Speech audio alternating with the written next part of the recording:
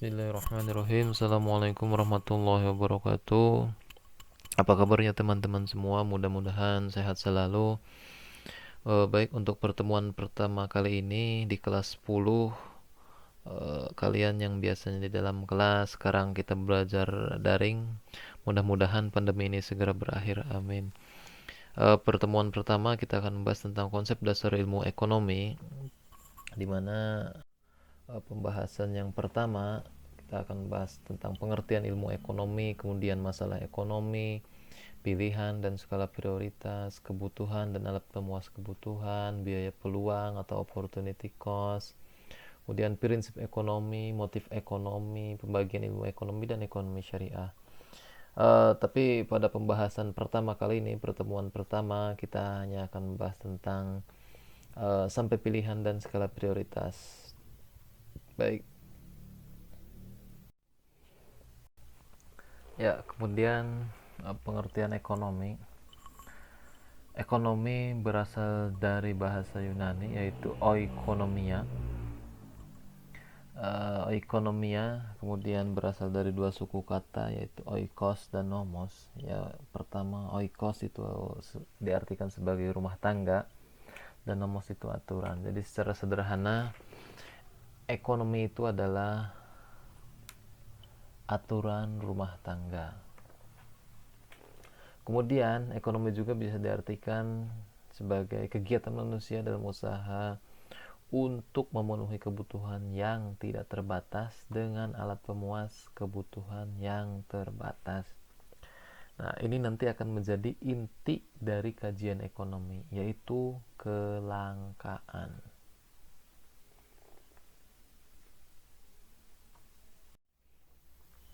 Sedangkan pengertian ilmu ekonomi menurut para ahli, yang pertama itu adalah dari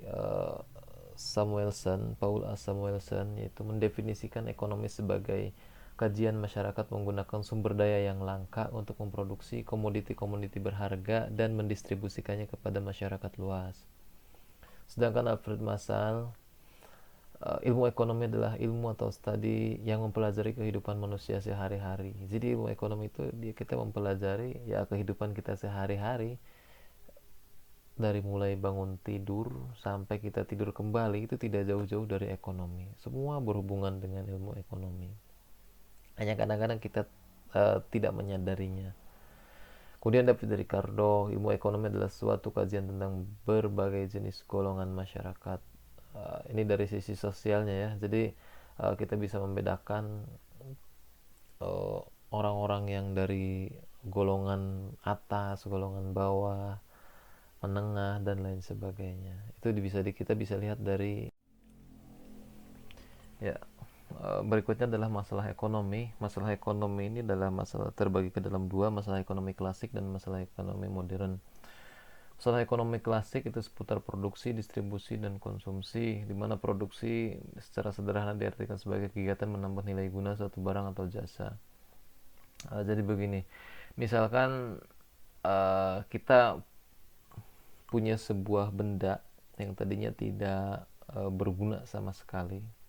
Katakanlah kayu, ketika dia hanya menggelondong, apakah berguna?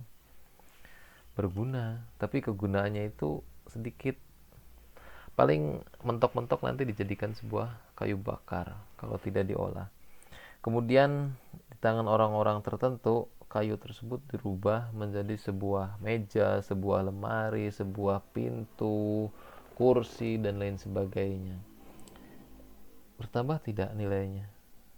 Tambah. Nilainya yang katakanlah tadinya harganya murah atau dihargai seharga kayu bakar, kemudian karena diolah menjadi sebuah meja, kursi kayu, dan lain sebagainya, harganya bertambah. Yang tadinya katakanlah dia hanya dihargai 100.000, kemudian setelah berubah menjadi meja dihargai 500.000, bahkan 1 juta, bahkan lebih. Nah, disitulah ada nilai tambah dari benda yang telah dilakukan proses produksi tersebut. Jadi produksi bisa dikatakan sebagai menghasilkan atau menambah nilai guna suatu barang. Kemudian distribusi yaitu menyalurkan barang hasil produksi ke tangan konsumen untuk dikonsumsi. Ini jelas ya. Kemudian Konsumsi itu adalah kegiatan mengurangi dan atau menghabiskan nilai guna suatu barang atau jasa. Perlu digarisbawahi di sini adalah konsumsi itu tidak hanya berhubungan dengan makan. Jadi yang berhubungan dengan makan konsumsi. Memang konsumsi, tapi itu hanya salah satu saja. Tapi kalau konsumsi secara lebih luas lagi, misalkan kita sekarang sedang menggunakan HP, kemudian atau laptop, itu kita menggunakan itu bisa dikatakan kita sedang mengkonsumsi. Kita sedang menghabiskan atau mengurangi nilai guna dari handphone yang kita gunakan tersebut. Misalkan kita beli handphone baru nih. Kalau misalkan handphone tersebut tidak digunakan, handphone tersebut akan selalu baru. Berarti nilai gunanya itu tidak berkurang. Tetapi jika kita menggunakan HP tersebut untuk chattingan, untuk Zoom sekarang kan, Zooman, kemudian streaming nih video. Nah, kegunaan dari HP tersebut kan pasti berkurang. Nah, kita bisa dikatakan sedang mengkonsumsi dari HP tersebut, nilai guna dari handphone tersebut. Konsumsi HP, konsumsi kuota, konsumsi laptop, pakaian, sepatu, sandal itu dikatakan sebagai kegiatan konsumsi. Kemudian ekonomi modern yaitu seputar 3 pertanyaan. Proses produksi bisa dilaksanakan atau hanya jika kita sudah bisa menjawab 3 pertanyaan. Yang pertama itu what, kemudian how, dan for whom. Jadi apa yang akan diproduksi nih? Barang apa nih? Ini berkaitan dengan jenis, kemudian berapa banyak barang diproduksi. Ini nih, jenisnya apa nih barang yang akan kita produksi? Kalau di kelasnya kan produksi aja, pokoknya produksi sebanyak-banyaknya. Nanti biarkan pasar yang menyerap hasil produksi ini. Nah, kalau di ekonomi modern, karena semakin banyaknya yang melakukan produksi dan masyarakat sudah mulai melakukan pilihan, akibat banyaknya produksi, maka muncul alternatif pilihan. Maka para ekonom modern harus mulai merumuskan apa nih yang akan kita produksi. Jadi jangan sampai nanti kita memproduksi itu sia-sia hasil produksinya, nggak laku di pasar. Kemudian how, itu bagaimana cara kita memproduksi. Mulai dari siapa yang akan memproduksinya, bagaimana karyawannya, kemudian bahan bakunya, kemudian pabriknya, dan lain sebagainya. Itu termasuk bagaimana proses pembuatan. Kemudian for whom, untuk siapa? Untuk siapa barang tersebut diproduksi? Untuk siapa? Untuk kalangan menengah kah? Untuk kalangan atas? Untuk kalangan bawah? Atau untuk anak-anak? Untuk orang dewasa? Kita produksi baju atau gamis untuk perempuan, kerudung. Kita kan harus menentukan dulu nih segmentasi pasarnya. Baju anak-anak kan banyak tuh. Ada baju anak-anak yang 15.000 juga dapat, 10.000 bahkan. Tapi ada juga yang harganya di atas 100.000, padahal hampir mirip. Hampir mirip sih, tapi tidak. Nah, itu sasaran konsumennya apa nih? Kita kalau orang-orang atas, maka harga harus sedikit mahal karena mereka itu, harga itu tidak masalah kan bagi mereka. Yang terpenting adalah kualitas dari barang tersebut. Maka ketika 3 pertanyaan ini telah dijawab, maka proses produksi bisa dimulai.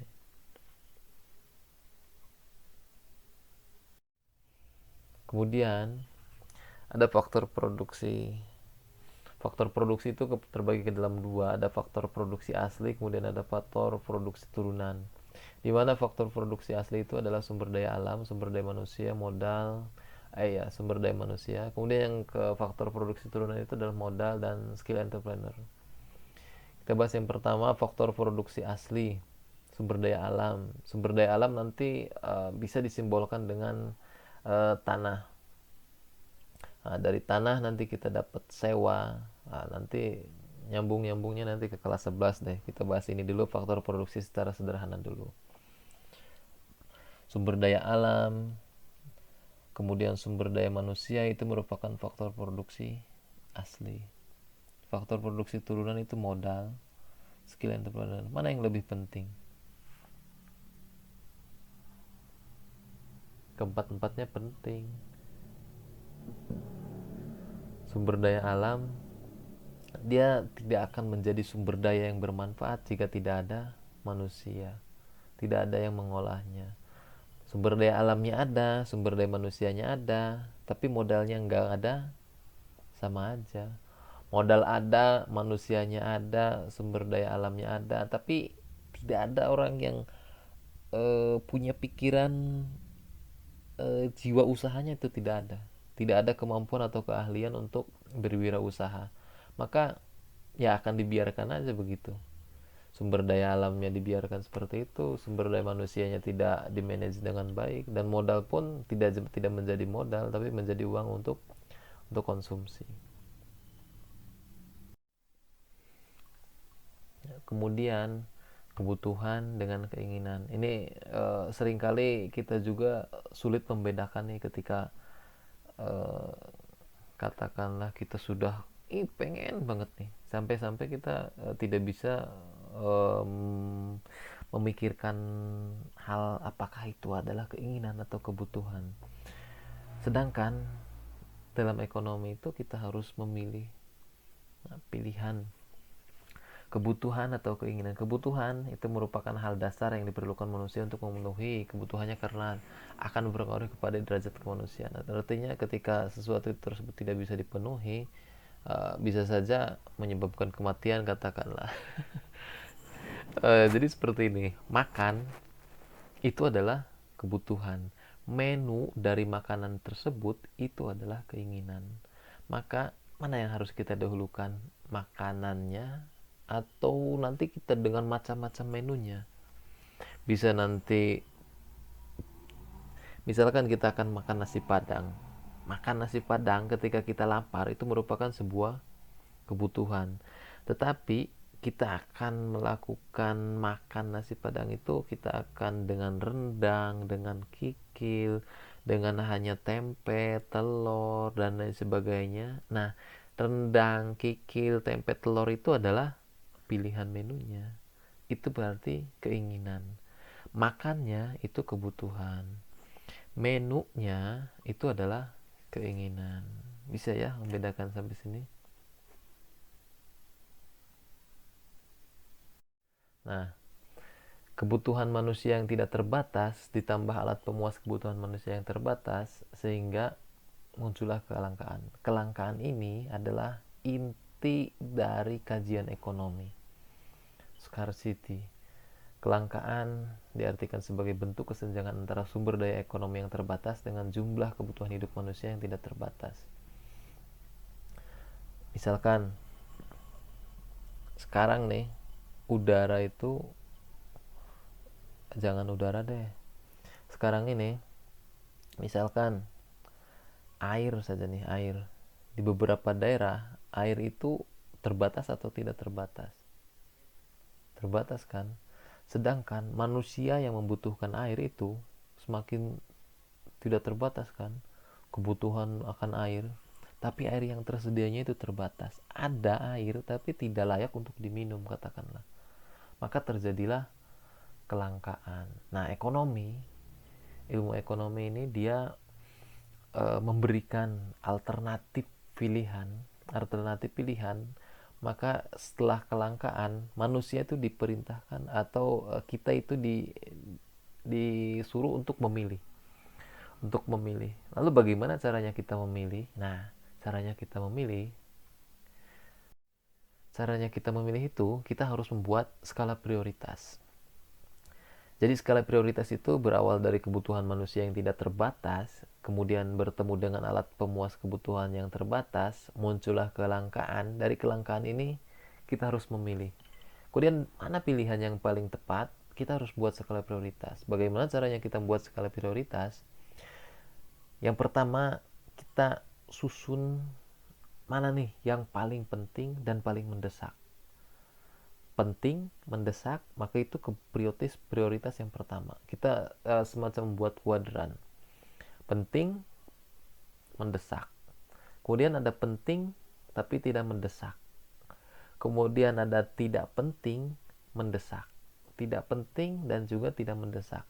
Mana yang kita pilih? Nah, kita susun nih. Nanti dari alternatif pilihan-pilihan itu, kita memilih dari banyaknya pilihan itu, kita memilih pilihan yang terbaik. Jadi, inti dari permasalahan ekonomi itu adalah kelangkaan. Kemudian dari kelangkaan kita harus memilih pilihan yang terbaik. Sebelum kita melakukan pilihan, kita harus membuat dulu atau menyusun skala prioritas. Oke. Sekian untuk pertemuan pertama kali ini. Mudah-mudahan apa yang disampaikan bisa bermanfaat. Nanti dilanjut di pertemuan berikutnya. Terima kasih. Assalamualaikum warahmatullahi wabarakatuh.